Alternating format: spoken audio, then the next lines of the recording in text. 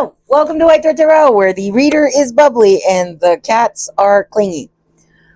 Today I am working on the second half of October readings for all zodiac signs, and currently I am on Libra. So let's see what's going on with the Libra. Casper, please. Casper, stop. Casper.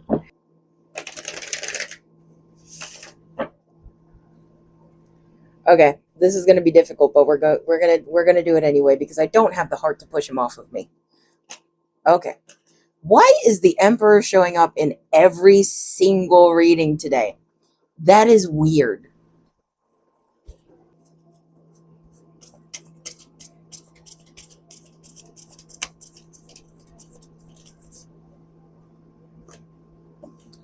Ooh, okay.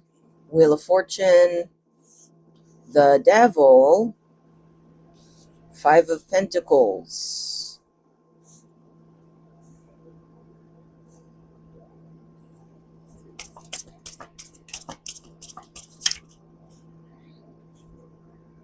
Eight of Cups. Five of Pentacles is about loss. Eight of Cups is about abandonment, withdrawal, leaving something behind.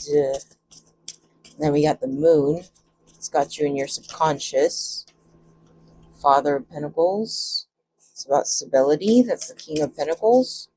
In the traditional deck, we got the Magician, and that's about manifestation. Ooh, okay.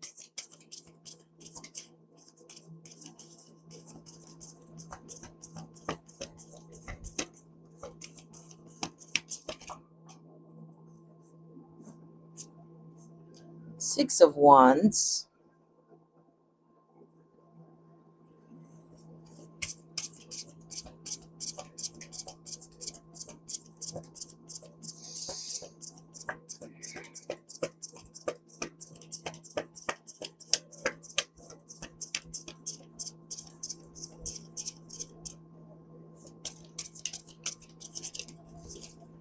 Holy. All right, so we, okay, so we got the Father of Wands and the Son of Wands. And that's basically the King and the Knight of Wands. Okay, then we got the Father of Cups. Wow, this is a complicated reading, Libra. Because the overall picture that I'm getting here, so what's happening in my head right now is crazy corkboard guy mode, because this almost feels like it's addressing the toxicity within yourself. Oh man, this video is going to do bad. You know what? I can somewhat relate to this, actually. This almost feels like trading in what is safe for what is toxic, because safe feels boring. I get this. I get where this kind of energy comes from. It's when you're used to chaos and you're used to turbulence feeling like passion. Because even when I pulled this the Magician card, and that's about manifestation, right? It almost felt like more like it was asking, why is it that I keep manifesting this in my life? This isn't what I'm supposed to want, but this is what I keep manifesting in my life. That's what that feels like. It doesn't feel like oh yeah, your manifestations are coming. It feels like yeah, my manifestations are coming in, I guess, but why is it always like this? That's kind of the feeling that I'm getting here, especially with the Father of Pentacles being right next to it, but before it. And the Father of Pentacles is about stability, right? The King of Pentacles is someone that is steady, but maybe kind of boring. He's not known for his passion. He's just known for having your back. And with the Moon, it almost looks like you're going into like an introspective period where you're just kind of asking yourself, what the hell is wrong with me? I get this. I understand this more than I'd like to admit. It's like, what the hell is wrong with me? Why is it that this is what I keep going for? Another thing that I'm hearing here is, what'd you say? Why is it that what I want never lasts? Why is it that what I want never lasts? That's the phrase that I'm getting here. It's almost like it's I mean, even after the magician, we have the Six of Wands, which is about recovery, coming out of the rubble new. But then immediately after, we have the Father of Wands and the Son of Wands, and those are more passionate characters. The Wands also represents fire signs. They're the people that, operate on passion. They operate on that kind of thrill. Um, you know what? Maybe I'm resonating with this so hard because I'm a Libra moon. But it's almost like even when you recover from these Five of Pentacles, Eight of Cups, the Devil situations, it's like you keep winding back into similar cycles. Maybe it's people with a sketchy past. Maybe it's people with toxic traits. Maybe it's people that, maybe it's people who haven't even healed enough to play nice, at least in a relationship. And this feels repetitive. This feels like a cycle, because that's also kind of what the Wheel of Fortune is, right? It's the wheel turning and turning and turning and turning, and it's fated events. It's a repeating karmic cycle. You know, the contrast between this butterfly and the devil here, for some reason, it's telling me it's like you get into these things with people and you're like, the good in me recognizes the good in you, but there's also another side to that coin where it's like the monster in me recognizes the monster in you. And I can't remember where I went on this rant, but I was talking about how people accept the kind of love that they think that they deserve. And it's like there's a part of you that is maybe toxic, that is unhealed in your own ways. And so when you recognize that in other people, you almost feel this kinship with them. The reason why the monster in them doesn't repel you, doesn't disgust you, doesn't make you flinch or go, oh, wow, okay, I'm not trying to get into all that, is because you have a monster in you too. And we use the word like narcissist or toxic nowadays. We throw it around without really thinking about what they are. Okay, so don't come at me yet. Narcissism is a personality disorder, and it is rooted in deep shame. It's not malice, it comes out as malice, but it is rooted in deep shame. And that shame, when you cope with it by trying to control or manipulate, that is what a narcissist is. Now, when we talk about attachment styles and we go to avoidant attachment styles, avoidants have the same root that narcissists do.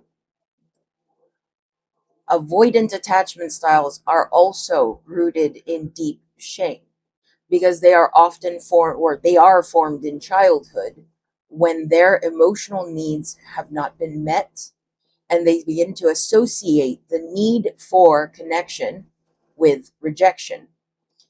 When you have a kid that goes, "Mom, hug me," and then the mom says, "No, ew."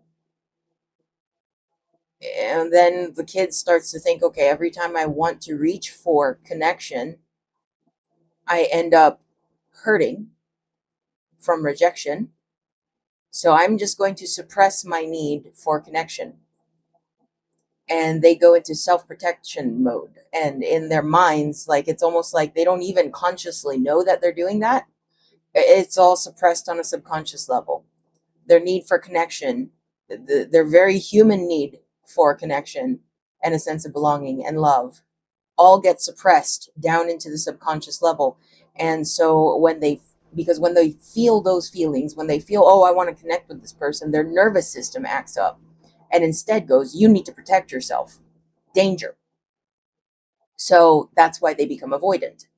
So it's like the root is the same as narcissism, but the motive in the actions are different, but they kind of do the same things that narcissists do.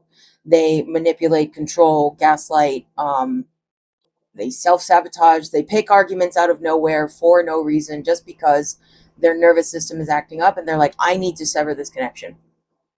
And they don't even know that they're doing that, but they're doing that because nervous system. None of this is happening on a conscious level. This is all happening on a subconscious level and coming out in those sideways actions.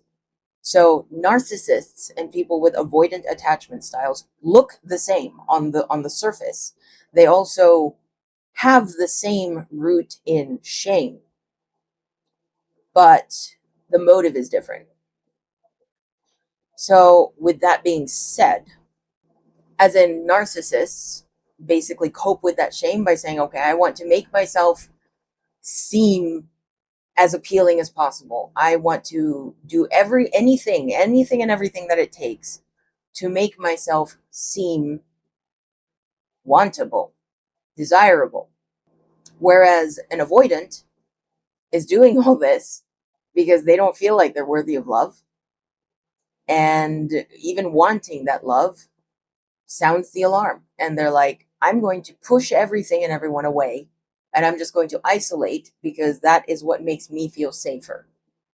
They're looking for safety, whereas narcissists are looking to control the situation so that they just look better in the outcome.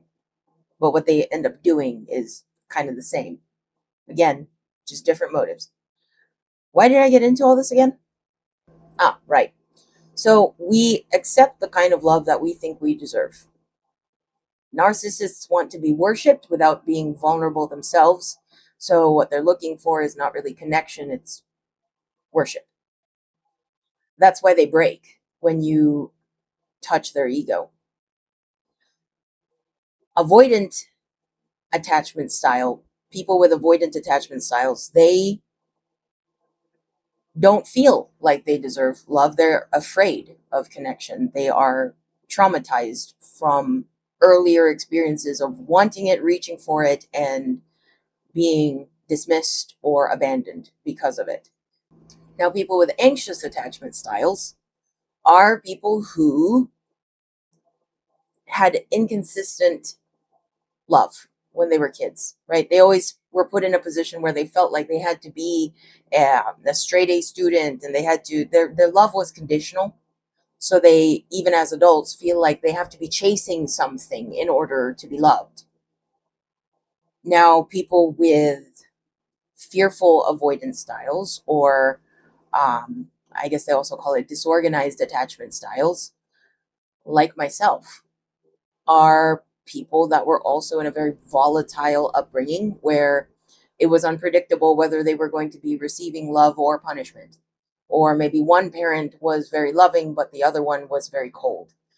And so being fearful avoidant, which is what I am, it's like closeness feels dangerous, but so does distance. Both feel dangerous. And you're constantly trying to search for a happy medium, somewhere in the middle where you're comfortable, but there is none. Because when you're connecting with other people, you can either be fully vulnerable, fully connected, it's you and me, or there's no emotional involvement whatsoever. And so working or trying to recover from a fearful avoidant attachment style requires a lot of communication, a lot of boundaries. It requires both partners to be very aware of the dynamic that is happening. Same with avoidant attachment styles or anxious attachment styles. But to work towards a secure attachment style, both parties have to be very aware of the dynamic that is happening and willing to work together to make it work. It takes a lot of vulnerability. It takes a lot of communication. And that is the only way to make it work. So now, what I'm seeing in your cards here is it's like you have a maladaptive attachment style, let's say, for example, or you have wounding from past experiences, or you struggle with mental illness of some sort. And so when you see other people that are the same way, you don't recoil because you recognize what that's like. But the piece that keeps missing, the reason why this cycle repeats, isn't necessarily because it's two wounded people attracting each other and getting together. I feel like that's not what's causing this.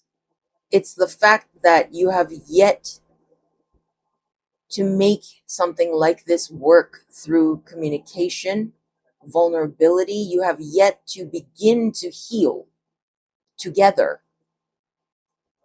either because you're not ready for that step yet or they aren't, but there's always been a mismatch, is what this feels like. I say that also because we have the Father of Cups here, and that's more being in touch with your emotions.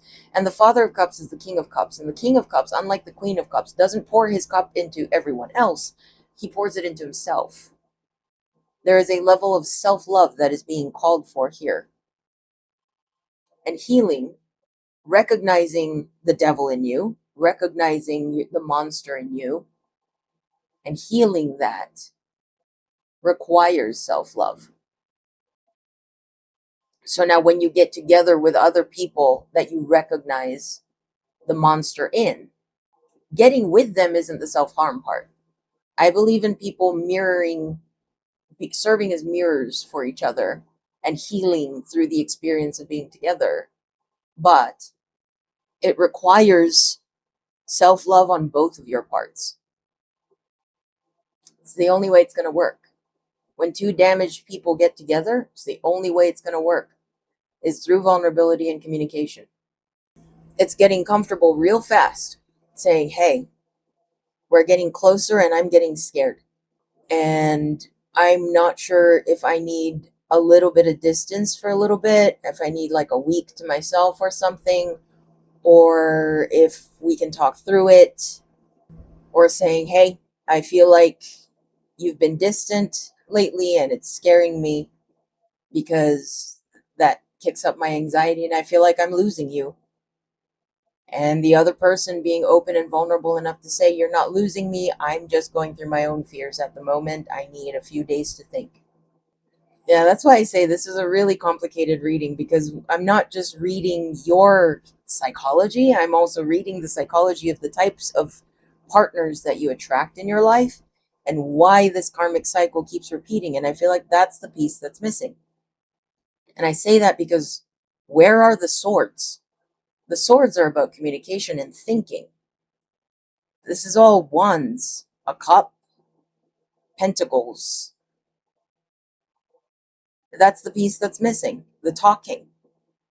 It's like I'm seeing, it's like I'm seeing chemistry there. I'm seeing heart energy there.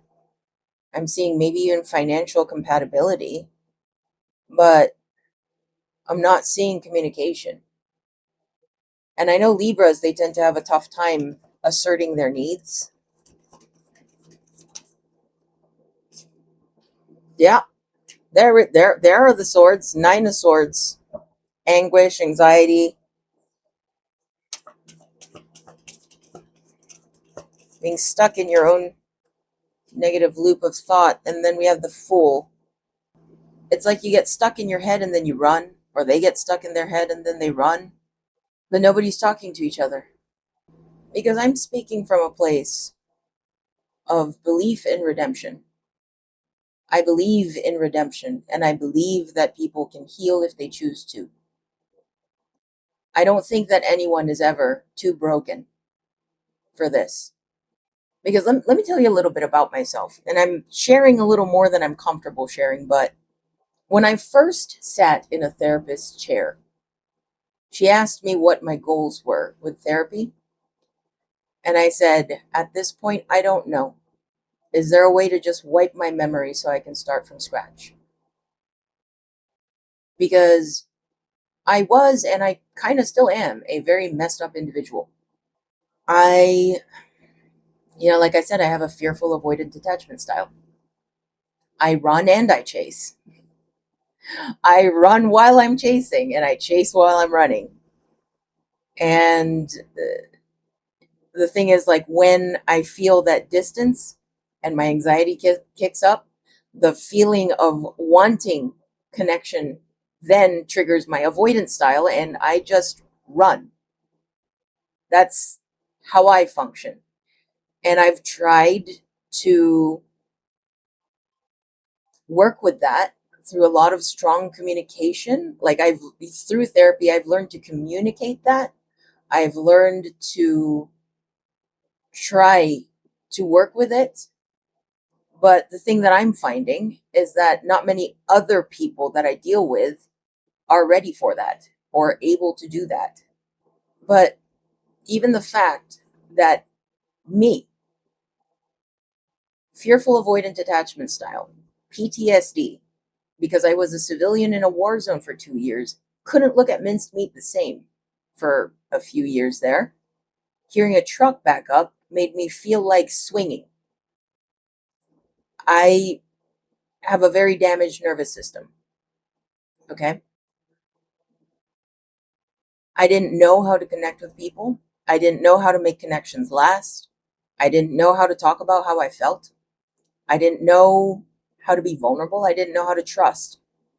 So if I could learn how to do that through 2.5 years of therapy and 2 more years of meditating and a lifetime of introspection,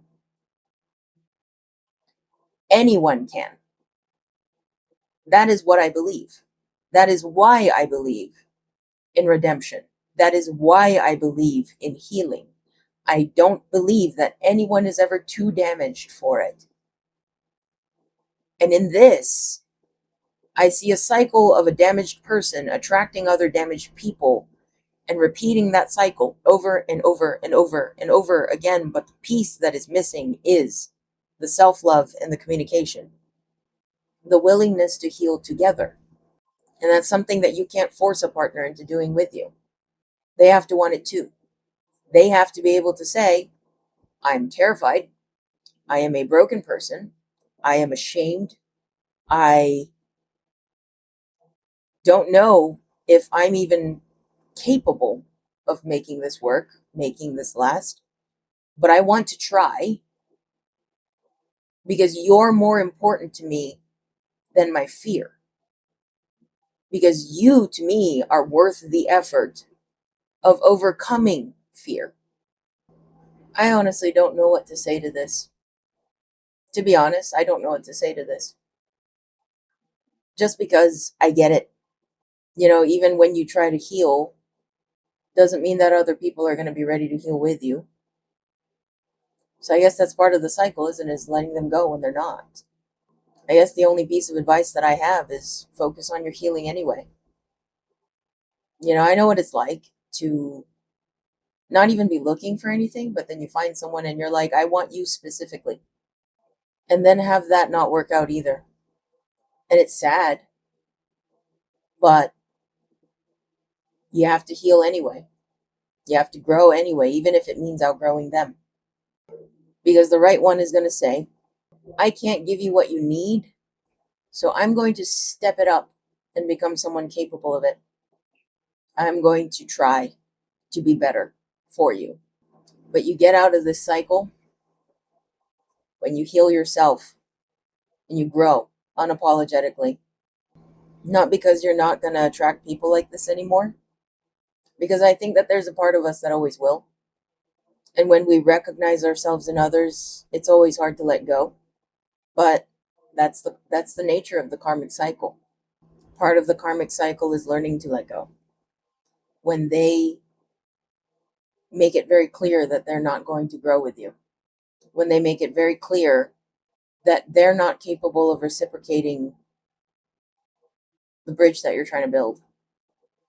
I think that there's something beautiful about it when two people get together and they see the best in one another, the potential in one another, where they can, who they can become if they grew, while also recognizing each other's monsters and being willing to tame their own so that they can play nice together. But the tragedy of it is that most of us are too ashamed of our monsters to be able to let other people love us there too. Well, Libra, this got complicated. And as a psych grad, this was also fascinating for me and also deeply reflective because as a Libra moon, I can heavily relate. I can't tell you who to love, and I understand why people tend to love people that are as damaged as they are. But don't forget that it won't work without the piece, that missing piece, communication and healing, willingness to grow. Foster that in yourself and look for that in others. That needs to be a bare minimum expectation because otherwise this will not work. And I can't tell you stop going for people like that because I think people like that deserve love too. It's okay to want that. But keep in mind that it has to be someone with a monster that is also willing to heal with you. All right? That's all I have. And if you liked what you saw here today, please like, share, comment to help me out with the algorithm, subscribe, and hit the notification button so that you get notified every time I post a video. And I'll see you in the next one.